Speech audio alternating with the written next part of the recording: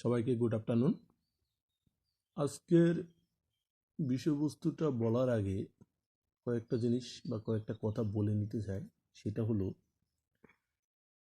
দেখবে তোমরা যখন প্রচণ্ড গরম পড়ে তখন তোমরা বলে থাকো, ওহ আজকের আবহাওয়াটা খুব ভালো নেই।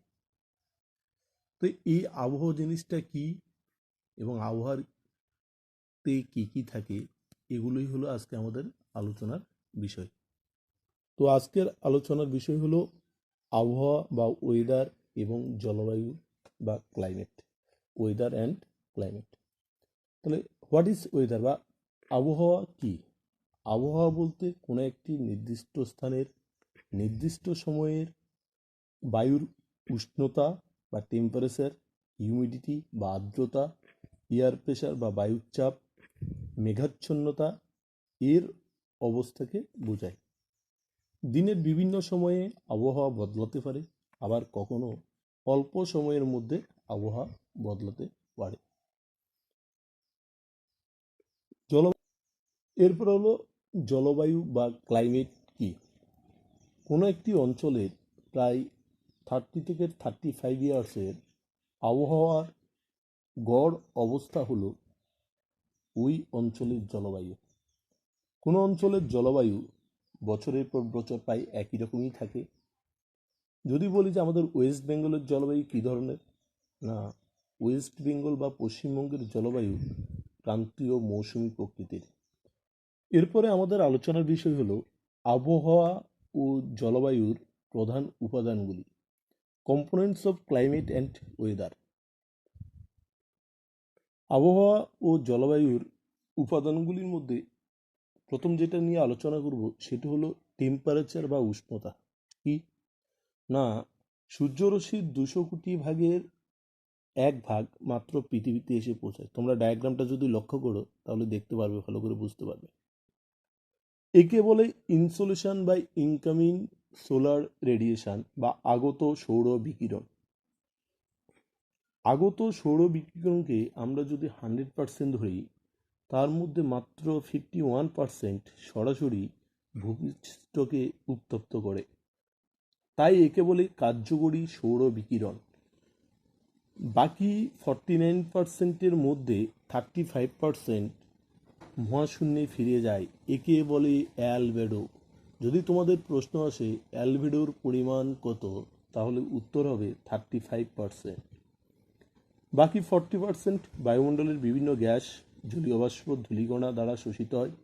যেই 51% তাপ পৃথিবী পৃষ্ঠে এসে পৌঁছায় তার পুরোটাই প্রায় রাতের বেলা বিকিরিত হয়ে মহাশূন্যে ফিরে যায়, একে পার্থিব বিকিরণ বলে। আমাদের চারপাশের বায়ুমণ্ডল বিকিরণ বা রেডিয়েশন, পরিবহন এবং পরিচলন, এই 3টে পদ্ধতিতে মোটামুটি উত্তপ্ত হয়ে থাকে। দিন ও রাতের টেম্পারেচারের পার্থক্য। কোনো স্থানের একদিনের সর্বোচ্চ ও সর্বনিম্ন তাপমাত্রার পার্থক্য হল সেই স্থানের দৈনিক উষ্ণতার প্রসর বা ডায়ারনাল রেঞ্জ অফ টেম্পারেচার। আবার কোনো স্থানের শীতলতম মাস ও উষ্ণতম মাসের তাপমাত্রার পার্থক্য হল গড় বার্ষিক উষ্ণতার প্রসর বা মিন অ্যানুয়াল রেঞ্জ অফ টেম্পারেচার। এবার বায়ুমণ্ডলের উষ্ণতা কিভাবে মাপা হয়? দেখবে কারো যদি শরীর খারাপ করে বা জ্বর হয় তখন দেখবে থার্মোমিটার ইউজ করে। ঠিক তেমনি বায়ুমণ্ডলের উষ্ণতা মাপার জন্য থার্মোমিটারই ব্যবহার করা হয়। 6-এর থার্মোমিটার দিয়ে কোনো দিনের সর্বোচ্চ ও সর্বনিম্ন তাপমাত্রা পরিমাপ করা হয়ে থাকে। এরপরের কম্পোনেন্ট যেটা, সেটা হলো বায়ুর আর্দ্রতা বা হিউমিডিটি। কি জিনিসটা, না, নির্দিষ্ট উষ্ণতায় নির্দিষ্ট পরিমাণ বায়ুতে যে পরিমাণ জলীয় বাষ্প থাকে সেটাই হলো ওই বায়ুর আর্দ্রতা। তোমরা দেখবে এখন বিশেষ করে বর্ষাকালে বায়ুতে জলীয় বাষ্পের পরিমাণ বেশি থাকে, ফলে যে কোনো জামা কাপড়, ভিজে জামা কাপড় শুকনো হতে দেরি হয়। কিন্তু শীতকালে দেখবে বায়ুতে জলীয় বাষ্পের পরিমাণ কম থাকে, ফলে জামা কাপড় খুব তাড়াতাড়ি শুকিয়ে যায়। বায়ুর আর্দ্রতা মাপা হয় হাইগ্রোমিটার যন্ত্রের সাহায্যে। এরপরের উপাদানটি হলো বায়ুর চাপ ও বায়ু প্রবাহ বা এয়ার প্রেসার। আমরা জানি বায়ুর ওজন আছে এবং বায়ু পৃথিবীর উপর চাপ দেয়। সমুদ্রপৃষ্ঠে বায়ুর চাপ সব থেকে বেশি এবং সমুদ্রপৃষ্ঠ থেকে যত উপরে উঠবে বায়ুর চাপ তত কমতে থাকবে। বায়ুর চাপ কমে গেলে নিম্নচাপ সৃষ্টি হয়, আবার বায়ুর চাপ বেড়ে গেলে উচ্চচাপের সৃষ্টি হয়।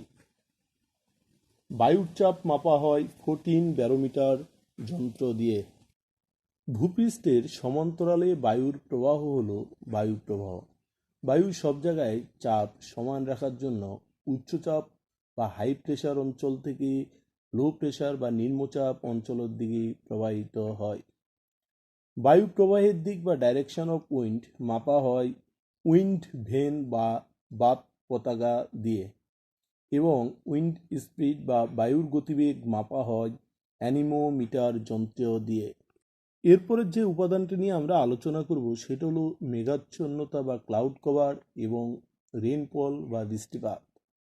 আকাশে মেঘের পরিমাণের পরিমাপই হলো মেঘাচ্ছন্নতা। এরপরে যেটা আলোচনা করব সেটা হলো বৃষ্টিপাত বা রেনফল। জলীয় বাষ্পযুক্ত বাতাস হালকা হয়ে উপরের দিকে উঠে যায়। উপরের বায়ুর উষ্ণতা ও চাপ দুই কম থাকায় জলীয় বাষ্প ঠান্ডা হয়ে ছোট ছোট জলকণায় পরিণত হয়। একে বলে কনডেনসেশন বা ঘনীভবন। এই জলকণা বায়ুতে ভেসে থাকা ধূলিকণাকে আশ্রয় করে মেঘ তৈরি করে। ছোট ছোট জলকণা পরস্পর মিশে গিয়ে ক্রমশ বড় ও ভারী হয়ে জলকণায় পরিণত হয়। তখন এই জলকণা অভিকর্ষের টানে বৃষ্টিরূপে পৃথিবীর উপর পড়তে থাকে। যেসব জায়গায় বায়ুমণ্ডলের উষ্ণতা সাধারণত 0 ডিগ্রি সেন্টিগ্রেডের নিচে থাকে সেখানে তুষারপাত হয়।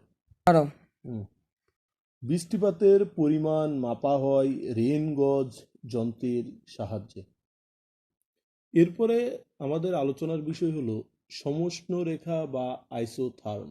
কি জিনিসটা? না, পৃথিবীর মানচিত্রে সমান গড় উষ্ণতাযুক্ত স্থানগুলোকে যে রেখা দ্বারা যুক্ত করা হয় তাকে সমষ্ণ রেখা বা আইসোথার্ম বলে। আইসোথার্মের কিছু বৈশিষ্ট্য লক্ষ্য করা যায়। যদি তোমরা মানচিত্রটা ভালো করে লক্ষ্য করো তাহলে দেখতে পাবে কি 1 বা 1 দুটো জায়গার মধ্যে উষ্ণতার পার্থক্য বেশি হলে সমষ্ণ রেখাগুলি কাছাকাছি ও উষ্ণতার পার্থক্য কম হলে সমষ্ণ রেখাগুলি দূরে দূরে অবস্থান করে। নাম্বার 2, উত্তর গোলার্ধের চেয়ে দক্ষিণ গোলার্ধে জলভাগ বেশি থাকায় সমষ্ণ রেখাগুলি দূরে দূরে অবস্থান করে। সমষ্ণ রেখা কাছাকাছি অবস্থান করলেও কখনো পরস্পরকে ছেদ করবে না। এরপরে আমাদের আলোচনার বিষয় হলো পৃথিবীর তাপমণ্ডল বা heat zone of the earth. মোটামুটি পৃথিবীতে 3টি তাপমণ্ডল বা হিট জোন আছে। কি তাপমণ্ডলটা কি আগে সেটা জেনে নিই। নিরক্ষীয় অঞ্চল বা ইকুয়েটর থেকে 2 মেরুর দিকে তাপের পরিমাণ ক্রমশ কমতে থাকে। কারণ হলো সূর্যরশ্মির পতন কোণের তফাৎ। সূর্যরশ্মির পতন কোণের ভিত্তিতে পৃথিবীকে 3টি তাপমণ্ডল বা হিট জোনে ভাগ করা হয়। এগুলো কি কি? ফার্স্ট, উষ্ণমণ্ডল বা টরিড জোন। সেকেন্ড, নাতিশীতোষ্ণমণ্ডল বা টেম্পারেট জোন। থার্ড, হিমমণ্ডল বা ফ্রিজিড জোন। উষ্ণমণ্ডল বা টরিড জোন কি? যদি তোমরা ডায়াগ্রামটি দেখো দেখবে নিরক্ষরেখার উভয় দিকে ট্রপিক অফ ক্যান্সার এবং ট্রপিক অফ ক্যাপ্রিকনের মাঝের অঞ্চল হলো উষ্ণমণ্ডল। সূর্যরশ্মি সারা বছর লম্বভাবে পড়ে বলে পৃথিবী পৃষ্ঠে এই জায়গায় সব থেকে বেশি উত্তপ্ত হয়। সেকেন্ড, নাতিশীতোষ্ণ মণ্ডল বা টেম্পারেট জোন কি? ট্রপিক অফ ক্যাপ্রিকন থেকে